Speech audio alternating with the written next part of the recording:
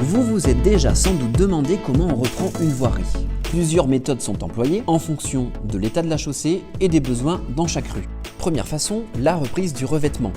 C'est lorsque la chaussée est légèrement endommagée. On bouche les fissures et on applique une couche de protection pour éviter l'apparition de trous plus importants, les fameux nids de poules. La technique du gravillonnage est la plus employée. On applique, puis on repasse quelques jours plus tard pour enlever les gravillons. Méthode intermédiaire, la reprise de la chaussée.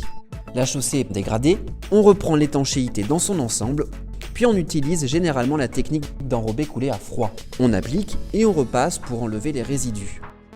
Enfin, la reprise de fond en comble de la structure. Une opération beaucoup plus importante, cela concerne surtout les grands axes structurants ou lorsque la chaussée est sérieusement endommagée ou nécessite de lourdes interventions dans les réseaux. Ici, on privilégie un mélange compacté, l'enrobé à chaud.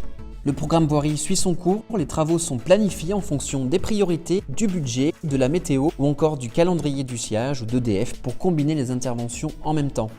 Pour plus d'infos, stationnement, circulation sur les travaux en cours dans votre rue, rendez-vous sur villeneuve-le-roi.fr.